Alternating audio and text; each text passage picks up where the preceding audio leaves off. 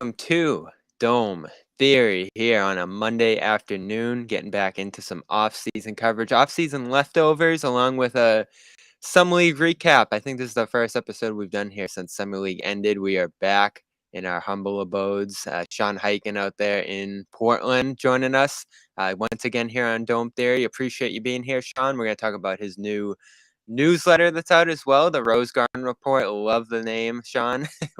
One day, if we get a Celtics Blazers finals, we'll have a Garden Report crossover event here in I CLNS, I'd assume. But I used to back in the day. I used to go. First of all, that was totally not intentional. I named it that no, after. I love it.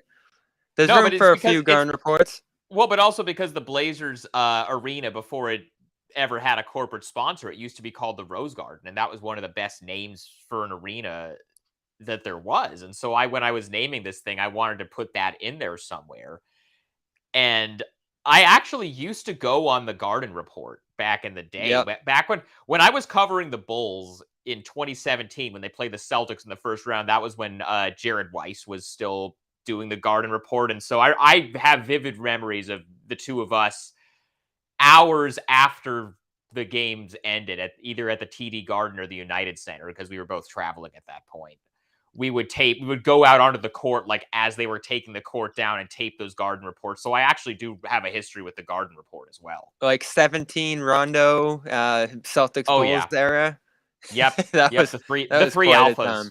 Yeah. This is probably the same mic. Not much has changed here on the Garden Report, but we're on Dome Theory today.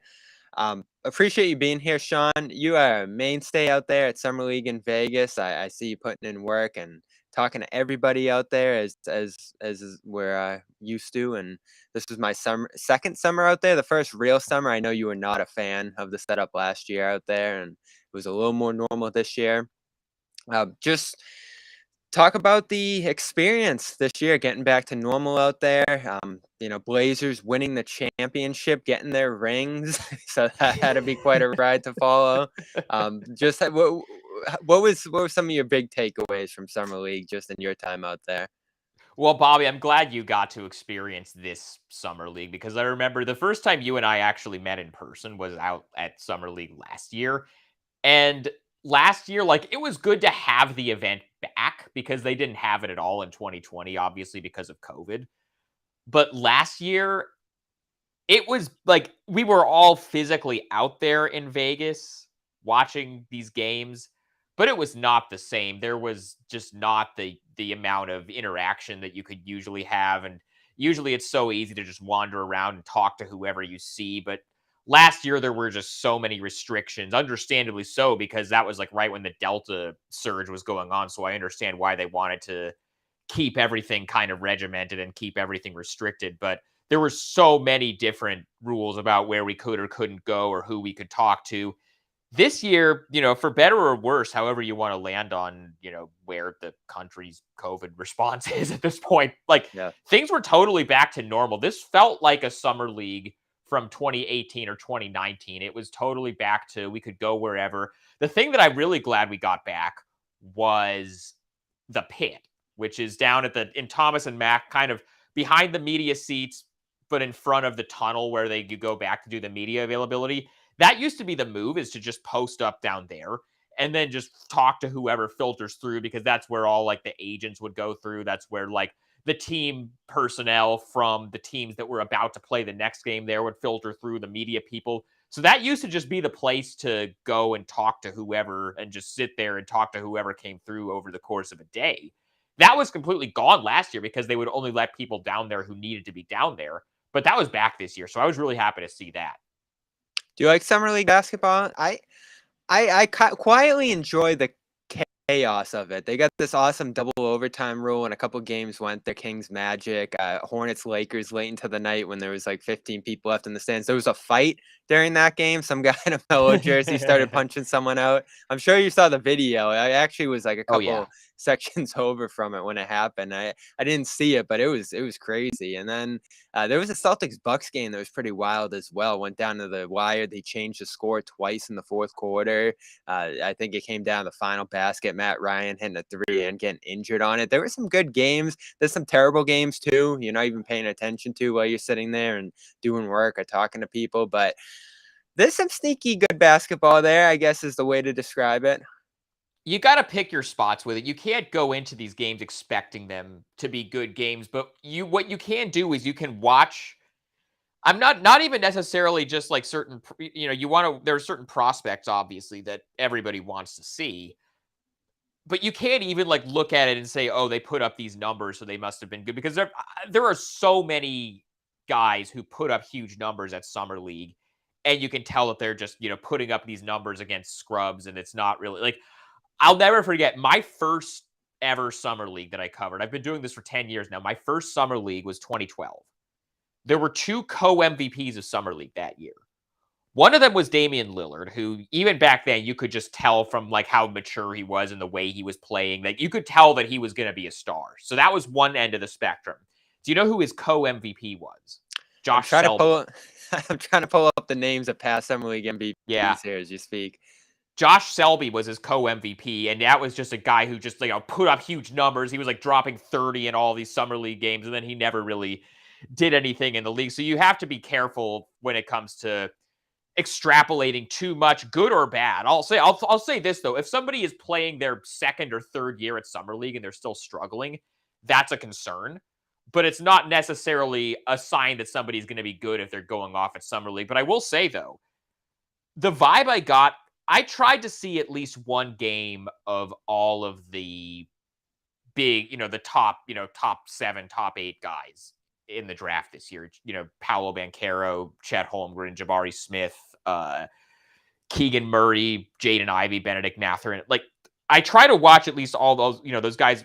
All of them at different points looked pretty good, but it's also just like, you have this access. You get to talk to different scouts, different team execs, coaches, whoever from different teams, and just kind of get an idea of what people think about these guys. One thing that I've kind of enjoyed about this year is it does not feel like out of the top 10 guys or whatever. Let's say top 10, top 8, whatever the case may be. Out of those top guys, usually there's at least one guy in that group where you talk to different team personnel and they say, I have no idea what this team was thinking taking this guy that high. This guy isn't very good. He's going to be a bust. I feel like there's really not a lot of that going on, at least at the top of this draft. Everybody, team personnel from people from all the teams that had their picks that high, everybody is pretty happy with who they picked. Scouts that you talk to think all these top guys are going to be pretty good. The pick out of that group that was the most criticized on draft night was Keegan Murray with Sacramento, just because Jaden Ivey was a lot more of the consensus. This is who should go number 4. And people were kind of, and also just because it's the Kings, people were just like, oh, well, I nearly fell out of my chair. The guy. Right. But he won MVP of Summer League, Yep. and he looked like he's going to, maybe Jaden Ivey is going to have a better career than him in the long run. We aren't going to know that for 10 or 15 years. But Keegan Murray looks good. You can't make us, look at just based on what he did at Summer League and just some of the stuff that we feel like is going to translate, just, the maturity that he has with the way that he plays. That's what you look for with these kind of younger guys is, regardless of the numbers that they put up, does it look like they're going to be able to help an NBA team right away? And you can't look at even that pick that was controversial on draft night. It seems pretty reasonable to say that the Kings didn't make a mistake making that pick, even if you were higher on one guy than the other. No, it's almost like a prerequisite. Like, you have to go out and play well. If you play amazing, it's like, all right, that's step 1. And if you play bad, it's like, uh-oh. But all the top guys did play well for the most part. More guys get hurt than ever, and I think it's more so if you get hurt in any way whatsoever, you're done the second that happens. So Shaedon Sharpe goes down. I don't think he did get knocked out for the summer, right? So he's going to be kind of on the sideline until he had a small tear in the labrum in his shoulder. Which, so he had a little bit more of an injury. Yeah, he was hurt, and they were really, the whole organization, whether all the coaches, Damian Lillard, obviously he gave that interview with Cassidy Hubbard where he said he wants to see why Shaedon Sharpe was picked as high as he was, and also just like general NBA viewers who hadn't seen Shaedon Sharpe play since high school because he didn't play at Kentucky. Everybody I was know, right? You curious can't make about, it up. He missed the yeah, season and and the then summer league. right. From what I understand, I think it's probably going to be another week or at least a few more days before they give us a real update. I believe it was July 9th that that this injury happened, or that they put out this update about the injury, and they said he would be reevaluated in 10 to 14 days. So theoretically, later this week we could hear something about Shaedon Sharpe. It sounds like right now they're optimistic that it's a small enough tear in the shoulder that if he just rests it and does physical therapy, it'll heal on its own and he won't need surgery and he'll just be ready to go by training camp. But there's always a chance that it doesn't get better in the last couple of weeks and they do decide to do surgery. And in that case, he'll probably be out until like December or January, which would be a huge bummer for both for him and for the Blazers, who are really high on him as a front office and as an organization. But that was one of the big bummers for, as somebody who, like, since the Blazers are the team that I cover, that was the main thing that I was looking at, was what is Shaedon Sharpe going to look like at Summer League? And he gets injured after the first 5 minutes. I will say, though, Jabari Walker, their number 57 overall pick, he looks like he might be this year's there's every year there's one guy who's like taken in the second round. Like last year it was Herb Jones, where teams see him play and they're just like, how did this guy fall? It almost feels like Jabari Walker is going to be that guy this year, JD where Davison in the mix too. sure, yeah. There's always a couple of guys, and it seems like they might have gotten, you're seeing all those, like I've seen a few different, websites call him the biggest steal of the draft. And the Blazers liked him enough that they signed him to an actual NBA contract to get their final roster spot, as opposed to a two-way. They had a two-way spot open that we just kind of assumed, late second round pick, they're probably just going to give him a two-way. No, they saw enough from him over this week at Summer League that they actually signed him to a real NBA contract. So if you can get a guy with the 57th pick that you think is at least even going to become a rotation player, that's a huge win. So at least for the Blazers, they salvaged something out of that, as opposed to just, Shaedon Sharpe goes down and now it's totally pointless. Well, you mentioned Josh Selby. I'm looking at the list here, and that actually is the only name that went by the wayside. I don't know what became of Josh Selby, but all these other names of Summer League MVPs, Randy Foye, Nate Robinson, Jared Bayless, who is decent. Oh, yeah. Blake Griffin, John Wall, Damian Lillard, the co-MVP that year, Jonas Valanciunas, Glenn Rice, Yeah. Kyle Anderson, Tyus Jones, Lonzo Ball, Josh Hart, current Blazer, Brandon Clark, Cam Thomas, Davion Mitchell, two guys who have shown some stuff already early in their careers, and now Keegan Murray, who should be solid at least as a pro here. The Kings have the there's some names there. The Kings have the back-to-back Summer League MVPs then, I guess, with Davion Kings should be Mitchell. mad they didn't get rings last year. That's the thing. And actually, as soon as I've only ever covered one Summer League championship game in person. I was not in Vegas yesterday for that game. The only time I actually covered a Summer League championship game in person was 2016, because I went down for the first 4 or 5 days of Summer League like I usually do. And then, so this is when I was covering the Bulls still. And Jimmy Butler was on the Olympic team that year. That was the year they played in Rio. And the Team USA training camp, which is also in Vegas, started the same day as the last day of Summer League. So I flew back down there to go to USA camp. And so I covered I was at the last, the championship game for the Summer League. And the Bulls won it that year because Denzel Valentine hits a huge buzzer beater. Unfortunately, that was the high point of Denzel Valentine's NBA career. But we know the low point. Well, yeah, he has this incredible quote at the end where he is asked, how much are you actually celebrating this? Because Summer League it's just Summer League. And Denzel Valentine says, anybody who says Summer League championship doesn't matter has never won the Summer League championship, which is just one of the greatest quotes that I think I've ever seen in the years that I've been covering the league. And then I say all this to say that Bobby Portis was also on that team because he was going into his second year, that Bulls Summer League team. And the other day, when they first announced that they were going to do Summer League championship rings, Malika posted the picture on her Instagram of like the Summer League championship rings. And Bobby Portis commented on her Instagram post and was like, I still need my ring from 2016. And it's like the players are seeing it. And also, like, Bobby, you have an actual ring with the Bucks where you were actually an important role player. What are you doing still being mad about not getting a Summer League championship ring? But yeah, like, I saw some pictures of the Blazers Summer League championship rings. Jabari Walker, who we just talked about, said something in one of the post-game interviews about, like, I almost feel bad putting this ring on because it's too nice. It looks more like a trophy. But yeah, they're really doing it up now with the Summer League championship.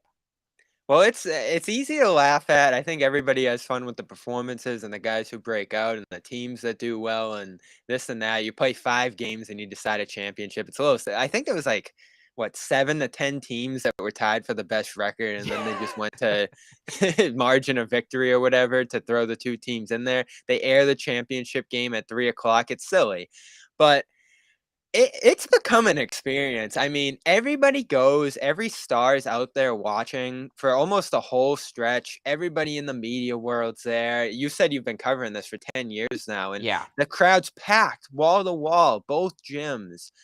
It's unreal what this has become, and it's Vegas, right? Everybody in the dead of the off season wants to go to Vegas for a full week. Wants to go to the clubs out there, wants to be in the casino. Like, it is just, there's an allure to it. I already can't wait to go next year. It is so much fun. It's such a great networking event. This thing, like the NBA, between what the leagues become, like the stars, the NBA Twitter, everything, they've just stepped in shit left and right. And for this like rec showcase event for a couple weeks in July to become this main event each year, like one of the biggest events on the calendar for the league. It's crazy, especially for a guy like you who's been doing it 10 years, probably back to when it was a small event. It's kind of crazy what this has become. Oh, yeah, and this wasn't even the craziest that it's been. Let the Lakers ever have a top 5 pick, and you'll Oh see my how God. crazy Summer League can act. Because Laker fan, I mean, I'm sure you saw this being out there. Laker fans always roll deep to Summer League anyway, Yep. just For Cole because. Swider this year. And a Well, couple but other guys, Max Christie. sure, yeah, but I mean, some of it is because of that, but also like LA is only a 4-hour drive from Vegas, so it's really easy Yep. to just like take a day trip and just go out there. So you're talking about Cole Swider, Max Christie. Last year, I think Austin Reeves was probably like the guy at their summer league. Imagine when the guy that everybody is watching from the Lakers summer league is number 2 overall pick D'Angelo Russell, number 2 overall pick Brandon Ingram, number 2, especially, I mean, the Lonzo one was like a whole different level because that came with its whole own circus because that was like when LeVar was out like doing every interview and pushing the big baller brand stuff. The two craziest summer leagues that I've ever seen in terms of like the upper bowl of the Thomas and Mack Center being totally packed, and like you can't even get in without buying a scalp ticket from outside, which is crazy for summer league. The Lonzo game, which was 2017, his debut, and then also 2019 Zion Williamson's first game. That was like an unbelievable circus. And by the way, that game got called off early because there was an earthquake. Yes, I remember that. There was also a Kawhi trade during that stretch as well, right? That was Or, like yes, signing. like an hour later because I was not in the gym for the Lonzo game or not for the Zion For the game. earthquake. Yeah. Yeah, I was in the media room when the earthquake happened, and everybody was just going crazy. And then I just walked back to. I was staying within walking distance of the gym that time, so I finished whatever work I had to do. Walked back to my hotel. On my way back to the hotel, I stopped at Capriotti's, the sandwich place that's in kind of that strip mall that's near the hotel I was staying at. Sat down with my sandwich. This was like 11 or 11:30 p.m. at that point. As I'm sitting down with my food, I get the Chris Haynes alert that Kawhi Leonard is going to the Clippers. And then 2 minutes later, I get the Woj alert that Paul George also got traded to the Clippers. So it's like, well, okay, I guess I'm not going to have, be able to go to bed early tonight. I had been planning on just like going to bed early and not, going out that night. But it's like, well, I guess I got it right now. So it's always fun to just kind of be in the city or in the building where whatever chaos is happening in the NBA world. Because every GM, every agent, every coach is all at Summer League. So just being in the building for that, when something crazy like that goes down, it's a lot of fun. It's something I definitely look forward to every year. Well, what's your focus? Because I'm sure it changes year to year, whether there's a big prospect or something on the team you're covering, or guys to watch. There are quite a few this year. You can go in and really cover your team wall to wall. You can watch all these games closely, and like you said, there's a lot of people to talk to as well. So you're trying to run around, and even just some of the stuff at night. Like I saw, you see stars in the casinos and stuff, Uh-huh. and like everybody's just like walking around everywhere. It's unreal what you have access to out there. I see Shams just like standing in Aria one night. I'm like, what's he doing? like, like it's unreal. So, what's your focus going into summer league each year? Like, what are you trying to accomplish each year when you're going into this? Well, it depends on what my work situation is and what I'm doing. So let's just throw out last year, because last year we were just all feeling like, should we even be here right now because of the COVID stuff. So I'll give you two examples. The last two real summer leagues that I went to were 2019 and this year. So in 2019, I had a couple of big feature stories that I was working on for BR. One was about different guys who were kind of older veterans who were playing on summer league teams trying to get back in. And, Thomas Robinson was one of them. And then the other one was just talking about talking to different people who wear the ironic, old jerseys to summer league, which is another thing I like to do. So I go into that summer league with a couple of these story ideas that aren't necessarily tied to specific games. And so my time at summer league becomes, I need to get the people I need to get for these stories. And then beyond that, I'm just networking and trying to talk to people. So sometimes I'll approach it that way. This year, I just launched this new Blazers newsletter that I'm trying to build up. And so my focus now is, I'm going to, wherever the Blazers are, whenever they play, whenever they practice, whatever time I can get, with people in the organization. They have a relatively new front office group that I'm still kind of trying to get to know and build those relationships with. Whatever I can do for that became the priority for me this year. So it kind of changes year to year, depending on what I'm doing, kind of more in a greater, work sense. So, what's it like covering a team through a newsletter? I know mine's moved in this direction, and quite a few people are covering Uh-huh. teams in the league this way now. You got the Rose Garden report out. You can follow it at Rose Garden REPRT on Twitter, and go get it at rosegardenreport.beehive.com. You can go subscribe over there. Go What do it. what made you go that direction, and what's it been like covering a team, and I guess having a smaller but more engaged audience, people who are willing to pay and have access directly to this kind of content? It's been interesting, and this is something that I had been toying with the idea of doing for a while. And I think this was the time that just it made sense to do it, because this past season for the Blazers was so just going back really to about a year ago. They lose in the first round to Denver when they probably shouldn't have lost that series, because Denver, like most of their good players, were injured. And then they had the coaching search and the coaching hire, and bringing in Chauncey Billups and all of the stuff that kind of surrounded that, and the way that whole thing was handled.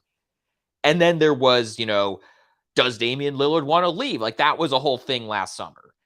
And then the season starts, the team starts off terribly. Neil Olshey gets fired, which is really, really, really what it is like you say, you say something happened, and then you say, and that was a whole thing. So it's like they had their coaching hire, and that was a whole thing. And then Dame was like flirting with maybe trying to ask out, and that was a whole thing. And then the general manager gets fired for, fostering a toxic workplace environment, and that was a whole thing. And then at the deadline, they completely strip the team down. They trade away CJ McCollum. They trade Robert Covington. They trade One Norm of the Powell. greatest tanks of all time. They were in a Oh, playoff yeah. spot. And They were in a playoff position. people didn't understand those trades at the time. They did exactly what they were trying to accomplish. Dame has his his ab surgery. And they basically treated it as like, because remember a couple of years ago, the season that got shut down because of COVID, the 2019-20 season, Steph Curry breaks his hand like 3 games into the season.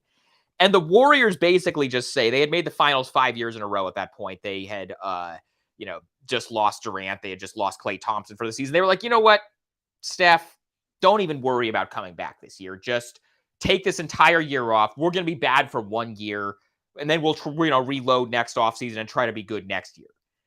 And that was kind of what Portland was, when they decided to shut Dame down in January. He probably could have come back. That's like a 6-week recovery from that injury. He probably could have come back if there was any reason for him to come back. But it's like, you come back to maybe make the play in and then get demolished by Phoenix or Golden State in the first round. And they probably needed to, get rid of, break up the Dame CJ thing anyway, which, the previous GM refused to do because he was just attached to the idea of never trading CJ. And so now once there's like new front office in there, it gave them an opportunity, I think, to reset some things. And so that's really what last trade deadline was trying to accomplish. Now it remains to be seen how successful that was and, whether they're more talented now than they were. But it was pretty obvious to everybody except for the former general manager that the group that they had before had just run its course and they needed to do something different. And so that's why they kind of pivoted to bringing in a lot of, whether it be Josh Hart or Jeremy Grant, who they just traded for from Detroit, or Gary Payton II, who they just signed as a free agent. Joe Cronin, their new general manager, refocused a lot of how they were building around Dame with bringing in a lot of more, defensive-minded players who could play different positions and trying to build around him that way. So you can land wherever you want to land on wherever you think this team is in the Western Conference hierarchy. I don't think they're close to, Golden State, Phoenix, Denver, Clippers, like that group of like the top teams in the West. I think they're more in that second or third group of teams that are going to be fighting for one of the last 2 playoff spots or a play-in spot. But they're doing something different now, which is something that I think you couldn't have said the last few years. No, and it's got to be encouraging for the fans who've been able to retain Lillard in the way they have here. It's sort of one of 2 big successes of this plan that the league had for trying to keep stars like him and Bradley Beal in their markets long term by just showering them with money. And this extension he signed, $58 million the first year, $63 million the second year at age 36. You see why 2 guys who maybe didn't have straightforward paths to super teams or contending destinations like Lillard and like Beal signed on for this, because if push comes to shove and it doesn't work, they can probably get out anyway. So it's got to be encouraging for the fans that they've been able to keep these guys, whether it's Lillard or whether it's Beal. But the path back to winning with a contract like that, bringing in some other guys who are now on their second or third deals, like Grant, like Nurkic re-signed a pretty, medium-sized value there. I don't know how they're going to do it. It's tough. Like you said, the West, pretty packed. Some other teams got better. I like what Sacramento did this offseason. You get a guy in Sharp who probably has a long learning curve ahead of him here, just given his age and his experience. Yeah, Grant. I love Grant, but is he a good enough second, third option here? Again, it's encouraging. You keep Lillard. You have this level of investment from him. He's probably going to be here the next few years at the very least. But what's next? Like, what is next for this team that was in such a great position for so many years? But now you got this massive contract, not much around him. Like, these Lillard and Beal situations are really so similar to me because they had so much star power around them for years. And then it's kind of those 2 guys individually, trying to figure it out around them. Well, first of all, I think Portland has a significant amount more talent around Dame than the Wizards do around Bradley Beal. I don't think that there's really nothing you look at on that Wizards roster and think Porzingis. Yeah. When I think the thing that people, I'm with you. I don't know what the clear path is back to title contention. I say back like they were ever there. I know they made the conference finals 1 year. I don't think they ever, with Dame, have been a title contender. But I don't know if there's a clear path back there as much as this, switching it around and trying to build a roster that makes more sense around him than the roster that they had before around him. Was You keeping him their only choice? They What do you just mean? have to keep did extending him on this deal, keeping him in Portland. Was that their only choice? Like, I mean, I would it have suppose made you sense to always move him? could. I mean, that's a thing people have said, and just from a pure, like, objective, like, pure calculated, like, cap management standpoint, like, I get where that's coming from, but I don't know, man. Like, if you're a market like Portland that doesn't really, free agents aren't, like, lining up to get there, and you have a guy who's been there his whole career and is a multi-time, all-star, all NBA guy, whether, wherever you want to land on whether he should have been or not, was named to the NBA's like top 75 all-time list. You can maybe argue about whether he should have been or somebody else should have been, but he was on that. Like, he's that level of dude in the league in terms of his status and stuff. And he wants to be there. Yep. Like, the idea of just, well, the cap number is gonna look bad in a couple of years, so we should just trade him now and then get a bunch of draft picks, and maybe one of them will end up being as good as Damian Lillard one day. Like, I just that's never, like, to me, that's the most boring way to be a fan of sports. Like, is to just be doing it from the point of a GM or like the point of view of a GM if you're a fan, and worrying about the salary cap number. And it's like, you got this dude who's probably maybe the best player in franchise history. He wants to play there his whole career. They feel like the teams that they build around him can still be, at least pretty good and be in the playoffs. Like, you're going to just trade that for several years of being bad and hope that you get lottery luck, which you may get lottery luck, or you may be Sacramento or Orlando and just, like, kind of build your way back into no man's, like, I get it, but, like, I don't know. I like it. I like it. You keep yourself interested. I mean, they already had the tiniest little bit of KD buzz via Damian Lillard He Photoshop. I did don't post. know. Yes, he posted that Photoshop. Yeah, that But, was that that's was a something fun day of news cycle.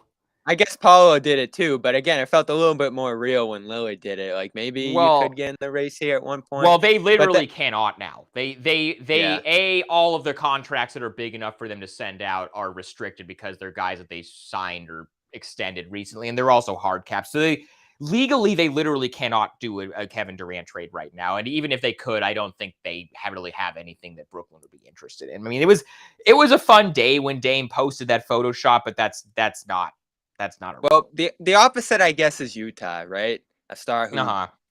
for all intents and purposes, doesn't want to be there. They're stripping this thing down completely. Draft pick city. It's like Oklahoma City too, about to be going on in Utah, and that there's ways I guess you can talk yourself into it if you're a Jazz fan after all these years where they've been borderline contenders and had good postseason runs and have been a constant in the West standings out there near the top. And all of a sudden you're just going to the bottom. And again, as you said, waiting year in, year out, even if you do it successfully, like Oklahoma City has done here, they just want to keep doing it year in and year out until I don't know what the next step is toward winning for them. I don't love that. Philadelphia, Oklahoma, what Utah is about to do here. I guess if you're a place where players don't want to be, it's gone decently well for the Thunder so far, but it's so long, it's so grueling. The seasons you have to go through have to be so tough to watch. If you're someone who really likes watching the prospects come up, I guess it's fun, but this has to be better for Blazers fans than it's about to be for Jazz fans, I would think. Unless they just like hit a home run very early in this process and get Wembanyama and it just shoots through the roof.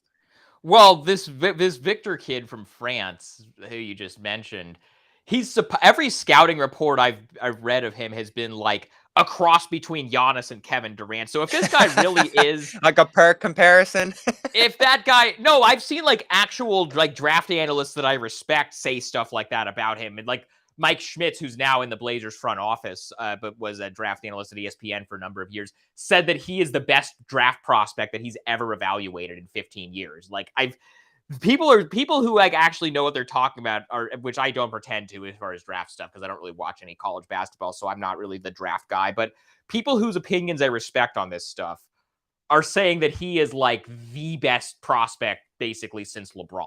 So if the Jazz get him, and there's going to be a race to the bottom, like you're going to have Indy in the mix, you're going to have San Antonio now that they traded DeJounte Murray. They're going to be going after Victor. So if Utah gets him, then suddenly that completely changes their timeline. But yeah, like the Utah situation is interesting because it was so clear that the Gobert Mitchell thing, like they won a lot of games. Like they were the 1 seed a couple of years ago, and then they lost in the second round. And then this year they lost in the first round to a Dallas team that didn't have Luka for the first half of that series. So like clearly that, and then you saw Quinn Snyder just walk away without another job lined up. So like when they were trying to, they didn't fire him. They were trying to keep him. They were trying to get him to sign an extension. And he was like, yeah, I'm good. I don't really want to do this anymore. So clearly the Donovan Rudy thing had run its course. And I think they figured they could get more for Gobert, so they traded him. And then it was also just clear that Donovan, as much as like they tried to put out that messaging early on that Donovan, they were still trying to build around him. CAA has been trying to soft launch the Donovan Mitchell trade request for a while. Like you've just known that was coming for, several months, if not a year. Like I remember going back to the All-Star break, there were a couple of interviews that he gave out, at the All-Star game where people were just like, yeah, I don't know about this. So it made sense from their standpoint to just completely start over, especially right now with there being a prospect like Victor, who people say is going to be like the next, game-changing once-in-a-generation guy. Sure, you might as well go for that. Or if you're San Antonio, you can get a bunch of picks for DeJounte Murray. You might as well just take this opportunity to just sort of tear it down. If you're Portland, Dame doesn't want to be traded. And it's not like it's such a weird look when you have a guy that you're like, so like look at what the Clippers did with Blake Griffin. And like maybe they cut bait on him at the right time because he was having all those injury problems. But remember when they signed Blake Griffin to all of, that big extension, and they talked about like he's going to be a Clipper for life, and he's going to be the best player in franchise history. They had and a then ceremony. And then 3 months later, they trade him to Detroit, and which he didn't want to be traded. He didn't ask to be traded there. They just did it. I get it if it's like Toronto and it's DeMar DeRozan and you have the opportunity to go after Kawhi Leonard and win a title. If you have an opportunity, if you have like a championship-ready supporting cast and you have the opportunity to trade Dame for Giannis, basically, it's like that's what Toronto did with the Kawhi thing. That's a little bit of a different situation. But for for a team like Portland where, you have a guy who wants to be there, doesn't want to leave, you have a good enough cast around him that you can at least feel like we can be a playoff team and maybe we catch some breaks and make a run one year. Like, it doesn't really make sense to just cut bait on it just because, like, his contract might not look great in a couple of years. Like, especially because, like, I remember, like, right after Neil Olshey got fired and there were a lot of analysts at certain networks who were very, have historically been very sympathetic to his interests, who were trying to like engineer these Damian Lillard trades. And the trades they were coming up with were terrible. They were like, they were like, a team's like not even like any of like their good. They were talking about like from like the Celtics standpoint. I think one of those. I was just gonna say it. It was like Pritchard, Grant. Yeah, it was like if that's what you're gonna get back for somebody like Damian Lillard, like at that point you might as well just give him the Kobe contract and let him play out the rest of his career if that's what he wants. Well, I find it weird to wrap this up real quick here because I want to get to some other stuff too. The packages that are being talked about for Mitchell, especially from the Knicks here, and I guess sort of the new wave of these star deals for teams that are trying to bottom out. We saw it with the Spurs bringing back Gallinari. I guess the Knicks in a or the Jazz rather in a hypothetical package where we bringing back like Grimes and McBride and some of the young guys on the Knicks roster there. No ask for Barrett, who's up for a contract here. Randall, the bigger contract on the team. It's all about the picks. And the prerequisite for these deals now, and I guess this is sort of where Portland would have gone to, I'd imagine, if they were going to trade Dame, is, all right, who's got 10 future picks here, including 3 from other teams and 3 pick swaps? And you can't do a deal without it now. I was looking back at some of these trades, and Zach Lowe did it as well for ESPN last week. it's just going higher and higher and higher. And he said, the league was even thinking about putting a like new Stepien rule in where you can't do the swaps. And it's insane. Like you go into the negotiating table right now in these star deals, the Durant deal being the latest, as you'd imagine, where it's like, all right, the most you can trade is 7, and we're going to try to find some other picks here via other teams. This is how the Harden deal went with JaVale McGee, where the Rockets didn't even want, or not McGee, Jared Allen, where they didn't even want Allen, and they're just trying to reroute another pick to themselves. It's all about these picks and just stacking up these picks, and it's a little absurd. I get why it's good thing for the teams that are bringing these picks in, because you just get so many shots at it. But you're not even bringing back a centerpiece for your team in these deals a lot of the time. Like, I can't even imagine the Jazz doing this deal with the Knicks without bringing back a guy like Barrett. You're just going to bring back years and years and years of these picks from the Knicks, and it makes the drafts a little silly. You saw the Thunder had 4 firsts in this first round, and there's gonna be a year where it's like just the Thunder, the Spurs, and the Jazz are gonna be like picking 2/3 of all the picks in the first round. Like, that's kind of what we're heading for. I understand sort of why Utah isn't interested in RJ Barrett, because they're going to have to pay him. And it's like, if you're tearing it down and starting a rebuild, what are you doing paying RJ Barrett like close to max money for that? So I get that. And from the standpoint of the teams that are giving up all the picks, I get, like, if you think that it's, trading for somebody and giving up all these picks is really going to put you in that next tier, I get it. I liked, and this was kind of an unpopular opinion at the time the trade happened, I was not mad at Minnesota giving up all those picks for Rudy Gobert, because they feel like they made the playoffs. They have, a future superstar that they feel like in Anthony Edwards. They have Cat, who's still in his prime. On paper, Gobert and Cat like cover up each other's weaknesses perfectly in terms of what that fit is going to look like. You might as well just say screw it and go for it, instead of trying to slow play it and then be worried that, like, in 3 years, Anthony Edwards is going to wonder if you're doing enough to build around him. Like, I liked going for that. I didn't so much like the Hawks giving up all those picks for DeJounte Murray, where I still don't even think they're a top 6 team in the East. I definitely don't like the Knicks, thinking that trading for Donovan Mitchell and having your whole team be Donovan Mitchell, Jalen Brunson, and Julius Randle. Like, that's still probably a play-in team at best. But they're still going to give up all these picks for him because they're just desperate to get any kind of star or anybody who's going to sell tickets there. So it's an interesting place that I think a lot of these teams are in.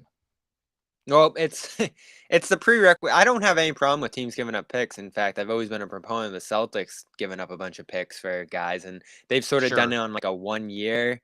They've actually timed it pretty well, where they've given up 3 consecutive first-round picks for guys just by doing it in the new league year there, instead of years and years and years. They did give up a swap down the line, but even a deal like Atlanta there, you're giving up 2 swaps, 1 other team's first, and then 1 of your own. So even though the total of picks going out end up looking crazy at the end of the day, it's never really as bad as it looks, especially for the good team that's given up the swaps that probably in the short term aren't even going to end up swapping. So it ends up looking crazy on paper. I guess just the thing for me is the amount as a prerequisite for even getting to the table. And these deals have just gotten kind of out of control. It almost takes you out of wanting to do deals like these. And I wonder what kind of impact that's had on Kevin Durant. That does lead us right to Durant, Irving, what's going on with the Nets there, Lakers connection a little bit out west, where it seems like, and this was one of the hot topics at Summer League, with the Kyrie to LA path, his future, how that's connected to Durant.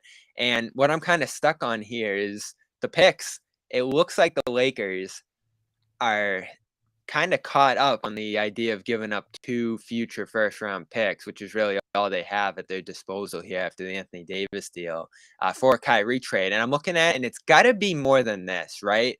And maybe it's not. Maybe they just don't want to do this deal, or they're worried about LeBron leaving in a year and giving up even more future assets when he could just be ending this window here next summer. But are they really looking at the prospect of not only offloading Russell Westbrook here, which is something I feel like they need to do, especially given the report that came out from his agent dropping him off here, but bringing in Kyrie, who's still, for all intents and purposes, and there's a million reasons to be concerned about him, but a top 30 40, 50 player in this league on paper, whereas Westbrook's not even in the top 100 probably at this point.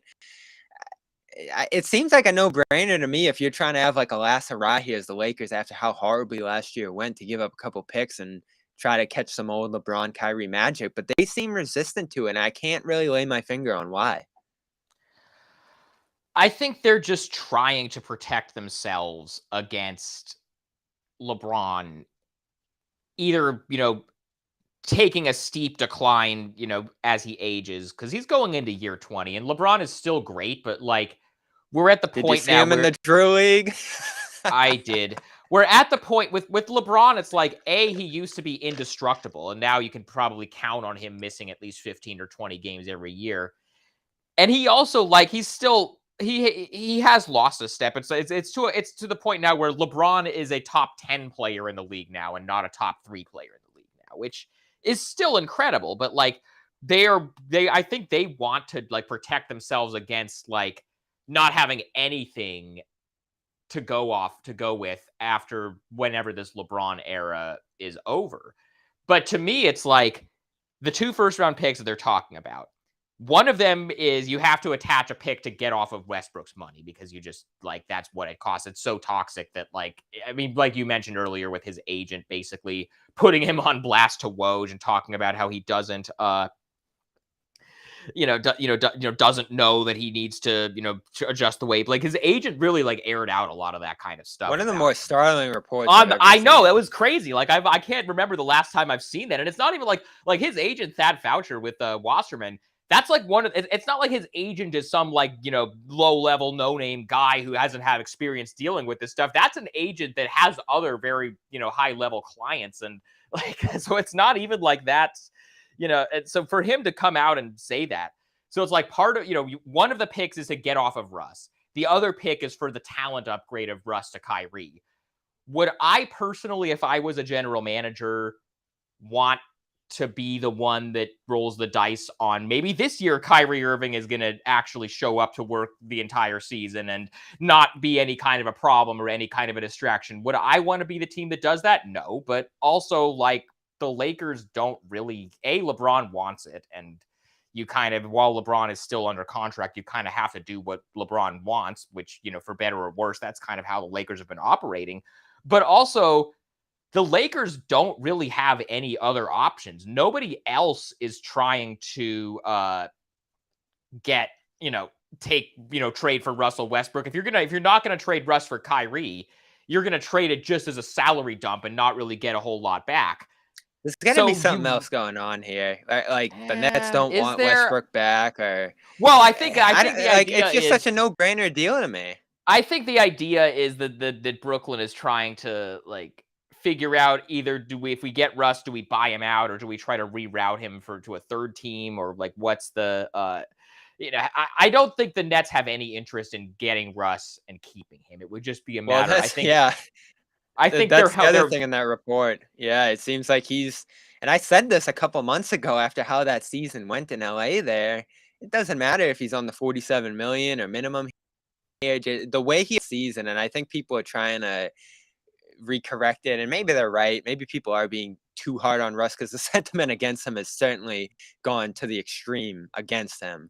But I think rightfully so. I mean, I said there's a chance he is not in the league next year, like Carmelo Anthony was before he joined Portland for about a there. Like that's the level of issues I think he caused out there with the Lakers, just in terms of how he fit in, how he approached his role, and especially fitting in next to a guy like LeBron. It is not good for him right now. And I think this agent report was just the latest evidence that it could go in that direction there. Whoever lands him is probably just going to waive him, stretch him, and then he might not find a new destination because bad teams want to play their young guys. Good teams saw that he's fit, and I know Kyrie has his concerns, but they almost look small compared to what Westbrook's bringing to the table to a team at this point, just given how he's approaching the game. I mean, no defensive effort, no shot, the crazy bank shot. I mean, like, I'm just reliving these Lakers spaces in my head from during the season. I know you were in a handful of them too. They were freaking out, and it was justified. We're kind of getting into Allen Iverson in Memphis territory with with Westbrook. When It's somebody sad. who's it really is, because the thing about it is Russ is not a bad guy. Everybody, like, yes, like there have been, Russ has been like a jerk to media members. I personally try to like take that as much out of the equation of how I evaluate these guys as possible and be as objective with it as possible. And when you look at like Russ's like the charity work that he does, and you look at like everybody in Oklahoma City and other places have said that behind the scenes he treats team staffers very well. His teammates generally like him. Russ is not a bad guy, so you don't like to see some of this kind of stuff happen to somebody in that way. But there are two, when somebody is like a superstar and a lot of what they do is built on their explosiveness and their physical abilities and their athleticism. Once you lose that, it can go one of two ways. You can go the Vince Carter route where you reinvent yourself as a role player and you're able to stick around and, adjust to a new role and be willing to come off the bench and just kind of be a, spot up shooter. And you can stick around and have a 22-year career like Vince Carter did after he wasn't like a all NBA guy since, 2007 or 2008 or whatever it was. He stuck around for another 13 years after that. So you can go that way, or it can go the Allen Iverson way, where once you lose the athleticism, you're not willing to adjust to playing a different role. You're not willing to accept that you're not the same guy that you used to be, and then it's just all overnight. And I kind of think that, unfortunately, that's where Westbrook is right now, because he gets traded. He gets traded to Houston. After 1 year, they can't wait to get rid of him. He gets traded to Washington. After 1 year, they can't. It just keeps going, and this is going back to the stuff that we were talking about with Damian Lillard and why he isn't necessarily looking around at like, hey, this team isn't going to be a championship team. Maybe I should try to get somewhere else. With a lot of these guys, whether it's, Russ or Dwight Howard back when he left Orlando, once you leave your original team where they love you there and they're going to cut you a lot more slack for this kind of stuff, once you leave your original team, if it doesn't work out at the next place that you go, they're just going to kick you to the curb and you're going to become somebody else's problem. And you kind of give up a lot of the control over your situation and over how people perceive you. What do you think becomes of the Nets here? It's so hard to predict. We still don't really know why Kevin Durant demanded the trade, and Kyrie. I It think looks it's like because they wouldn't take care of his guy. I think that's kind of the So you idea. think So is there a world where Kyrie, Durant take the four together? Because if they're together and Durant's trying to have his back and this and that, do they take the four in spite of ownership and the executives there and this big year? Or is this going to get ugly like the Simmons situation, you think? I don't think either of them are going to be on the Nets on opening night. But if you asked me if you told me that one of the two is going to be there opening night, which one do I think it's going to be? I think it's going to be Durant. I think you can't bring Kyrie back after the way all this stuff. It's kind of the similar situation with the Lakers, which, as much as like you can say, well, there's no trade that's like the right value or whatever, they can't bring Westbrook back. The Nets can't bring Kyrie back. With Durant, it's a little bit more interesting because he's under contract for a few more years. And also 4 years. Yeah. I don't, just based on what we know about Durant, I think Durant likes playing basketball too much to be in this mindset where he's going to do what Ben Simmons did in Philadelphia or do what James Harden did in Houston, where he's going to say, if you don't trade me, I'm not going to show up to camp. I don't see Kevin Durant doing that. I think they're going to trade him before camp just because they don't want to deal with it being a distraction. But I don't think he's going to do the thing where he makes it into a thing where, he's not going to show up or he's not going to go and do his job and be a professional. I don't see Kevin Durant doing that. Isn't it amazing how there's no deal seemingly now? Especially after this Ayton situation. We can kick around that 10 the show if we want to, but there's really no path to him landing anywhere. I mean, Miami's shopping this hero, Robinson. Which is not a very good offer. It's like the Lakers. It's like the non-THT picks offer that the Lakers. Well, what it does is, what I think all of this does is like just the fact that he's trying to force a trade with 4 years left on his like there are the teams that aren't on, because his quote unquote list that we know of is only Miami and Phoenix, basically. And there's all this talk of like, oh, well, could New Orleans put together a good package? Could Toronto put together a good package? Like, there's all these other teams that you can, on paper, say, well, this is a good offer and he'd be a great fit here.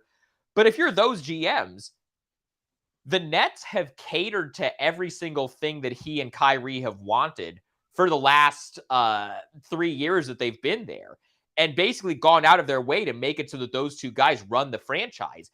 And he's still asking out with 4 years left in his contract. If you're like Masai Ujiri or David Griffin or one of these other GMs, why are you going to offer all this stuff for a guy who hasn't said he wants to go there? And if he's doing this with 4 years left on his contract. What's to stop him from doing this with 3 years left on his contract next year if he doesn't like it in wherever he ends up getting traded to? So I totally understand why there are teams that are, even though it's Kevin Durant, and Kevin Durant, when he's healthy, is still MVP level Kevin Durant, even at age 34. I totally get why teams are not just lining up to trade everything they have for him like they would if he was 28 or however old he was when he went to the Warriors. He's still a 37-6 on I know. 52%. You see the run he had in 2021. Man, like all right, and I like what you just said there about the organizational control, because when I really started thinking about it, and I guess it's been 2 or 3 weeks at this point, when the demand hit, I said, boom, go get him, Boston. I love Brown to death. Probably my favorite Celtic on the team right now. Million different reasons to love his growth, his performance that he just had in the postseason, the partnership that him and Tatum have really worked on. I just think it made all the sense in the world if you could have packaged him and, I don't know, maybe Smart and a couple picks to upgrade to Durant with Tatum. Like, you're all of a sudden talking about, not, I know they're considered championship favorites right now in Vegas, but I would do that. You're like, Boston. boom. Yeah, you're like, it's like Kevin Garnett landing in Boston in 08. You're a team. Just to be clear, with most teams, I would still do it. Like, yeah, I wouldn't trade. Like, there's like 6 guys in the league. I'm talking about like, John Morant, Anthony Edwards. It has to be like that level of like young up and coming guy that we know is going to be like a MVP candidate for the next, 15 years or whatever. Like Pelicans fans talking about not wanting to trade Brandon Ingram for Durant. I'm just like, what are we talking about here? So Celtics fans, and again, I've seen like polls, I've seen our chat room.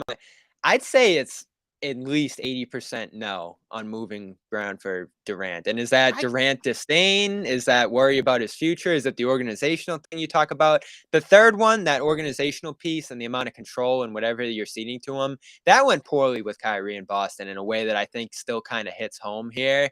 But I also think people have legitimately fallen in love with Brown, maybe for good reason. He's been an amazing prospect. He's still young. He still has this upside. And they made the finals with this group. Yes. Yeah, and they made the finals with this group, and they just got Malcolm Brogdon, who I think is going to be an upgrade for like why not run it back? But you know what team I think should be trying to get Durant? I don't know how they would do this. I don't think they have the picks that they would need to do, but the team that I think should be offering everything outside of Nikola Jokic to get Durant is Denver. If you put Durant and Jokic together, that team is winning a title. That would be something.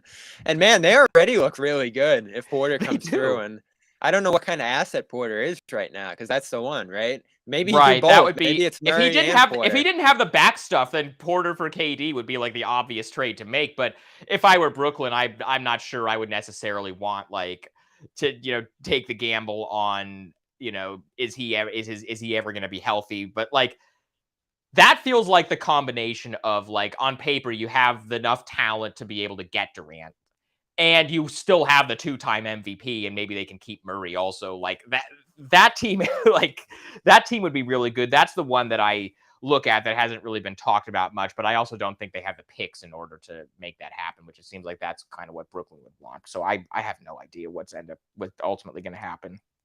So do the Celtics? I was going to kick around 8, and I don't have much to add on that. Whatever. Good for him. Get his money. Yeah. And again, I think worthwhile for Phoenix to keep him. I couldn't believe. Yeah, letting him walk for nothing would have been a disaster. You can always trade him down the line. Yeah, and he's such a good player. I don't know how the sentiment against him went in the direction in the video game stuff, whatever. The Celtics weren't their standing as it is right now of championship favorites going into this year after the Brogdon move, after the Gallinari move. They still have a couple moves to make it looks like here on the back end of the roster, but you look at their core and it's pretty stacked 1 through 8, pretty versatile. I think someone said this to me, and it might have a case. This might be one of the most versatile rosters we've ever seen when you look at their pair of bigs and all the different wings they have, the 2, 4, 5 guys in Grant Gallinari. You got 3 guards who can really play in a variety of different spots. The defense, obviously, last year was historic. It's still so crazy to think this team that was dead men walking for a year and a half really looks like unbreakable right now when you think of their defensive system, when you think about their 2 scorers who are giving you 20, 25 each night, the coach who has really vaulted up the rankings in the league in just 1 year. It's kind of lunacy how this thing has flipped on its head in a year here. And here they are entering this year, championship favorites. You think that's warranted? I don't know about champion. I think just out of respect to the Warriors, you kind of have to say the Warriors are still favorites. But I also, as far as making the finals out of the East, the Celtics just made the finals and they didn't get worse this offseason. You can argue with Brogdon and Gallinari, they got better. I still think that if the Bucks are fully healthy, they probably win that series and are probably the best team in the East. And They made some good additions themselves. I think Giannis is still the best player in the league. Like, if I just had to have one guy to be the best player on my team, I would still go with Giannis over anybody else. So that would be the only team that I would put kind of in the same level as Boston. But yeah, I think they got better this offseason. I think they should be looked at least in the East, as the favorites going into next season. They're in a good spot because their main guys with Brown and Tatum and Smart are still young enough And that Rob, let's throw Rob. Rob I mean, too. that guy Yeah. damn near won Defensive Player of the Year in his first real year playing. I mean, what he did last year was mind blowing. In many ways, I think he's Yeah. the most exciting player on this team to watch night in and Yeah. night out. They've done well, and like, they didn't give up. Like, I don't know how effective Brogdon is going to be in the playoffs, but I think the idea with him and Gallinari is you just need regular season innings eaters and like Yeah. good rotation players that you can put out there for a lot of minutes if you want to, give Brown and Tatum a breather in the playoffs, or you want to just have a different look than Smart running the offense, and so you throw Brogdon out there. But for what they gave up for Brogdon, I think it's which is not very much. You give up like a late first and then a couple of your guys that like weren't even in the rotation. I think they got better, or at least they didn't get worse. So I think they're in as good a position as anybody to come out of the East again. Yeah, and I don't know if he's gotten I think the Celtics fans have given him his due credit. They're putting the crown on his head every day. But man, Brad Stevens, huh?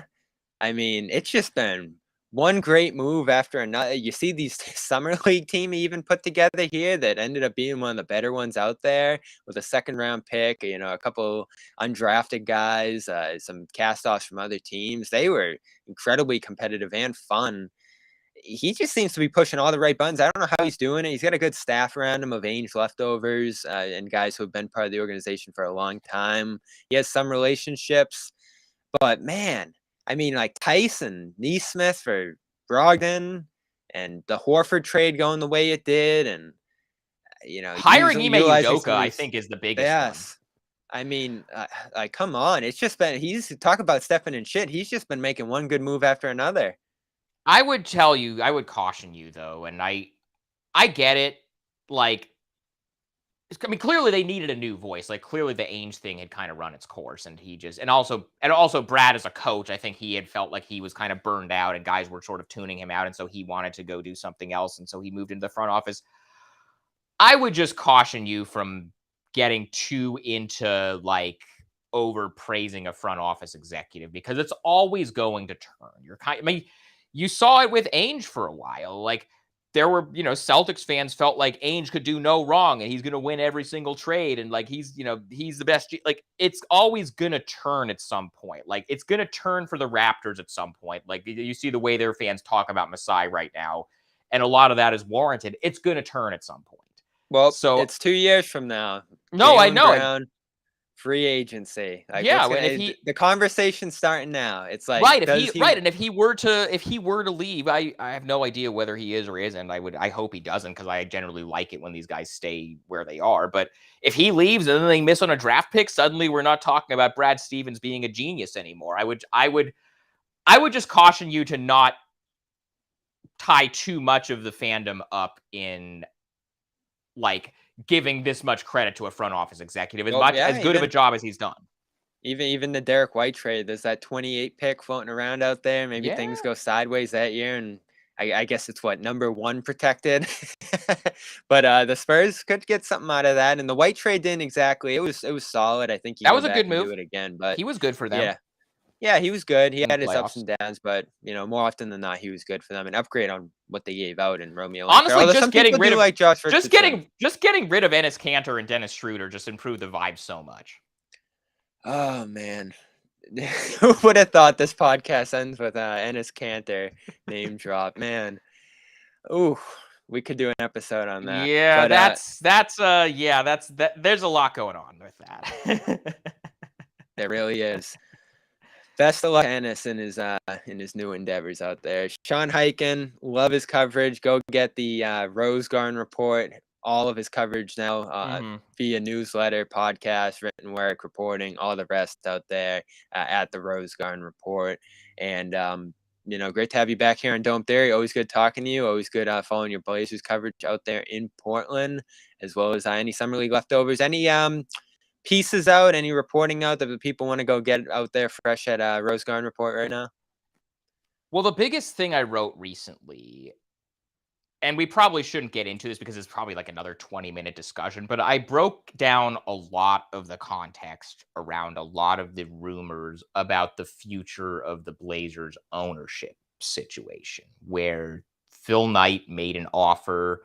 Jody Allen, who's been running Paul Allen's estate since he passed away, says the team is not for sale. I believe that the team is going to be sold within the next year. So I wrote a big, if you want to read more about it, I wrote a big long thing going into all the different contexts and all the different, things the different dynamics that are at play with the ownership situation.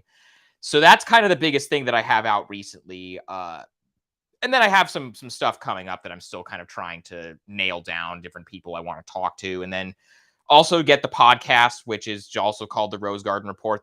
You don't have to subscribe to the newsletter for that. That's just free on Apple, Spotify, all the usual platforms. But go subscribe, rosegardenreport.beehiiv.com. Free or paid subscription. There's some stuff you get with the free subscription. You get a lot more stuff with the paid subscription. So I would encourage those of you who are interested to do that. But that's kind of what I got going on right now. Yes, that's what's up. He's one of the best out there. Sean Highkin, of course. Boston Garden Report listeners, go help out our show. And go get Athletic Greens. Is a good one. Athletic Greens, greenfortheceltics.com/garden. They're giving you a 1-year supply of vitamin D, 5 travel packs with your first purchase over there. And people are buzzing about this stuff. All your daily nutrients and probiotics, everything in one little scoop. You put in your water, you start your day. They got the cool bottles you can carry it around with, and it tastes pretty great. Me, my mom, my uncle have been using it. athleticgreens.com/garden. Again, they're throwing in 1 year of vitamin D when you go and just buy something over there. It's kind of incredible, this offer they got going on right now. 5 travel packs too. Their gear's really cool. I'll show off some of them on Wednesday. We're doing a Garden Report Wednesday night. So tune in for that here on CLNS Media and Celtics All Access. John, once again, appreciate your time here on a Monday. And we'll talk to you soon, sometime next season. Yeah, good.